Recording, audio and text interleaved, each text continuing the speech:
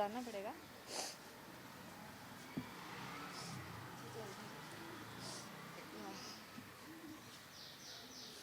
Mask पहने रखूं, उतार दूं? पहने रखती है, छोड़ो, रेडी।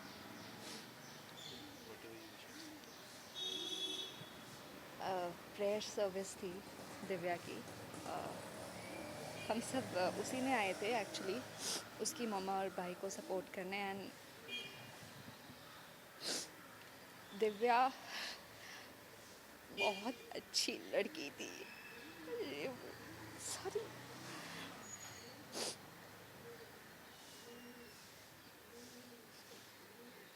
बहुत अच्छी लड़की थी Divya. It was all of a sudden, we don't know अचानक से क्या हो गया। She was not keeping well, उसकी हेल्थ भी ख़राब थी और कोविड की वजह से everything just came to a toss. लेकिन स्ट्रेस्ड भी बहुत थी वो अपनी पर्सनल लाइफ की वजह से। But I am very sure कि अब वो जहाँ है बहुत ही, she is happy now. And I really wish may her soul rest in peace, and all my condolences to her family, उसके मम्मा और भाई को। I met them. That's it, thank you.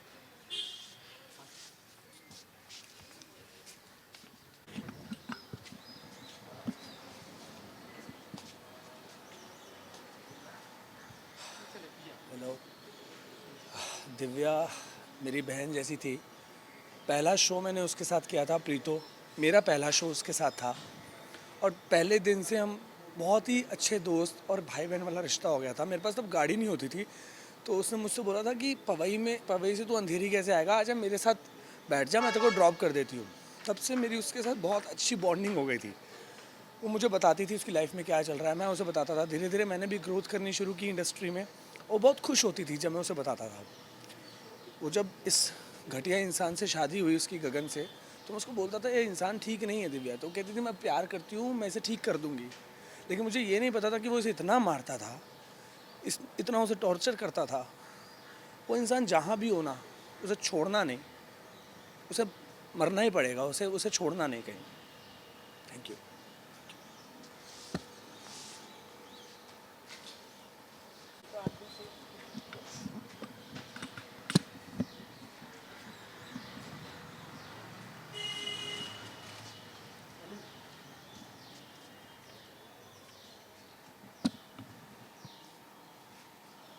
मुझे ही बोलना है ना।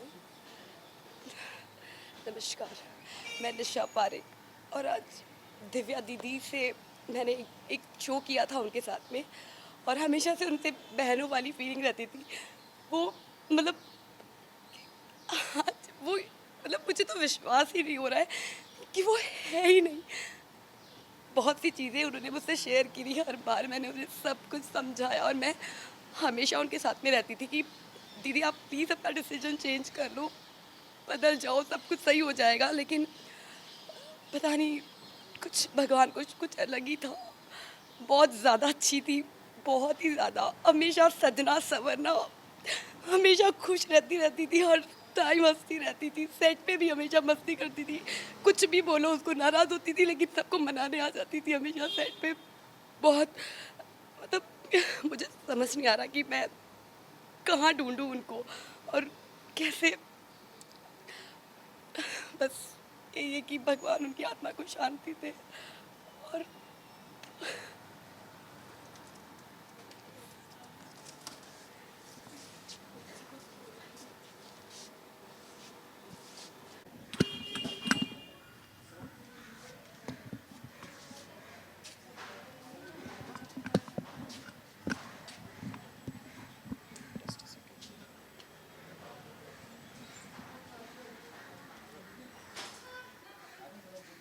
You want to ask something कि मैं खुद ही बोल?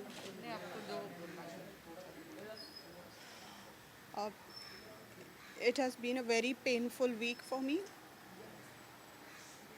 Divya was one of my first friends in Mumbai.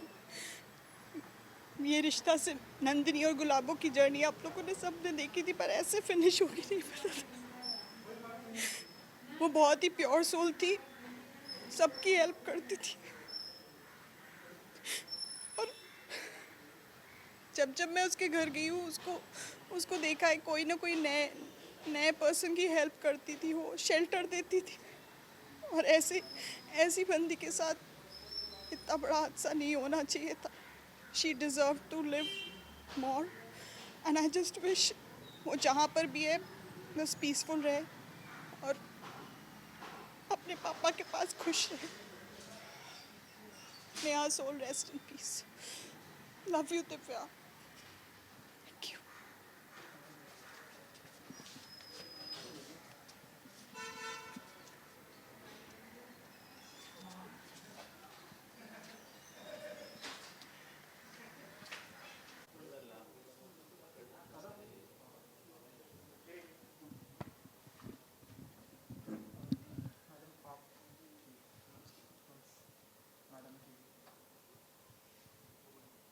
बस मैं इतना कहना चाहूँगी कि मुझे अपनी बेटी के लिए इंसाफ चाहिए।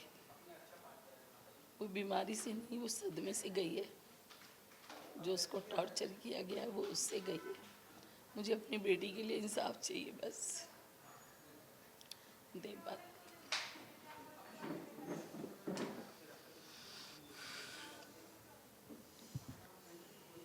इतनी पॉजिटिव लड़की होने के बाद अगर वो कोविड से गई है ना, तो मैं मान ही नहीं सकता। इतने टाइम से टॉर्चर सह रही थी, हमें भी नहीं पता था। दुनिया के सब लोगों को, उसके फैंस, उसके फ्रेंड्स, हर किसी को थोड़ा थोड़ा थोड़ा थोड़ा सबको बता के गई है वो। अभी जब पता लग रहा है तो ऐसा लग रहा है कि काश पहले पता होता ये चीज़।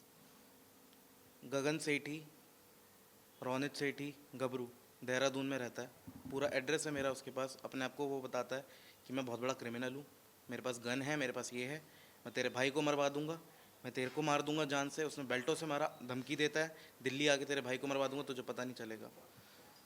वो इंसान इस टाइम भागा हुआ है ना। वो हॉस्पिटल में आया, उन लोगों ने टॉर्चर करा दिव्या को, कॉल कर करके आईसीयू में कॉल कर करके उसको वीडियो कॉल करा। उसके यहाँ पे पंप लगा हुआ था, 100% पंप, कि वो बोल नहीं सकती थी। पंप उसको फोर्स कर रहा था ऑक्सीजन लेने के लिए, और वो वीडियो बना के आईजीटीवी पे डाल रहा है। मैं अंदर आईसीयू में गया हूँ, मैं उससे लिख के बात करता था क्योंकि वो बोल नहीं सकती थी। और वो दावा करता था कि हम लोग गलत हैं, हम घर में घुस गए हैं। मेरे मदर और मेरे फादर ने दिव्या को बॉम्बे में बनाया है। मेहनत उसने बहुत करी है, लेकिन पूरा सपोर्ट हमेशा फैमिली का रहा है। अभी कुछ 1-1.5 साल से, जब से मेरे फादर एक्सपायर हुए हैं, तब से हम सपोर्ट नहीं कर पा रहे थे, क्योंकि एक होता है इमोशनल ब्रेकडाउन होता है कि दिल्ली में भी संभालना, बॉम्बे में भी संभालना। दिव्या थोड़ी अकेली हो गई थी शायद, बट हमने कभी साथ नहीं छोड़ा उसका। अब वो उसको इतना टॉर्चर करता था कि मैं अगर आपको दिखाना शुरू करूं, इतने एविडेंस है मेरे पास कि उसको फांसी भी बहुत कम सज़ा है। ऑलरेडी उसके इतने केस चल रहे हैं, बेल पे आउट है, तो भी बंदे में इतना दम है कि वो ऐसा क्राइम कर रहा है। और बॉम्बे पुलिस के मैं गया एफआईआर लिखवाने, उन्होंने बोला कि कोविड से डेथ हो गई है आपकी सिस्टर की, तो हम एफआईआर नहीं कर सकते। तो मुझे पता नहीं आगे क्या करना चाहिए, क्योंकि सपोर्ट तो मेरे पास बहुत सारा है, लेकिन जो लीगल मेरे को अथॉरिटीज़ से हेल्प चाहिए वो मुझे नहीं मिल रही है। बस मेरे को यही है कि मेरे को जस्टिस चाहिए, और गगन सेठी मेरे को मेरे सामने चाहिए। और मैं देखूंगा कितना बड़ा गुंडा है वो। मैं देखना चाहता हूँ कितनी गन्स हैं उसके पास और कितना बड़ा क्रिमिनल है। दिव्या को मारता था वो यहाँ पे ये पैचेस। मैं आईसीयू में गया हूँ, उसके पैरों पे भी पैचेस। वो देहरादून गई है शादी होने के बाद, और उसके बाद वहाँ पे मेरे को पता लगा, आज पता लग रहा है मुझे, कि वहाँ पे उसको नौकरानी बना के रखते थे। उसको उसकी सास ने भी मारा है, उससे गोल्ड लिया है, सब चीज़ें ली हैं। मतलब मैं बता नहीं सकता। उसकी फ्रेंड, इतनी क्लोज फ्रेंड, मैं नाम नहीं लूँगा उसका, उसके भाई की पूरी इन्फॉर्मेशन निकाल ली कि देख मुझे सब पता है इसके भाई के बारे में, तो तू समझ जा मैं क्या चीज़ हूँ। सिर्फ दाढ़ी बढ़ा लेने से, नाम गबरू रख लेने से इंसान मर्द नहीं बनता, औरत की इज्जत करनी पड़ती है। और दिव्या जैसी लड़की इतनी शरीफ, इतनी भोली कि पूरी इंडस्ट्री जानती है उसको, वो उसको टॉर्चर करता रहा। इतनी सहमी हुई, डरी हुई कि उसको ये डर लगता था कि मेरे पापा चले गए, मेरे भाई को कुछ ना हो जाए, मेरी मम्मी को कुछ ना हो जाए। इतना नाम उसका 10-11 साल से उसने जो लगातार शोज़ किए हैं ना, वो खुद से सब मेहनत करने के बाद यहाँ पहुँची है। एक अकाउंट वेरीफाई करने के लिए उस आदमी ने शादी करी उससे। मुझे नहीं पता किसने हेल्प करी उसकी, टाइम्स ऑफ इंडिया कौन है मुझे नहीं पता, लेकिन मैं खुलेआम उसको बोलता हूँ कि भाई तू, अगर तेरे में दम है ना गबरू सेठी, तो तू आजा सामने, और तब बात करियो। अगर पुलिस नहीं मानती तो हम बात करते हैं, कोई बात नहीं। एक बार फ़ोन नहीं आया उस आदमी का, मैं आपको दिखाना शुरू करूँगा ना तो आप हैरान रह जाएंगे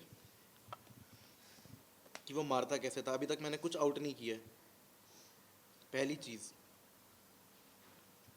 चीज़ ये, जो मेरी बहन ने लेटर लिखा, ठीक 7 नवंबर 2020 को उसने लेटर लिखा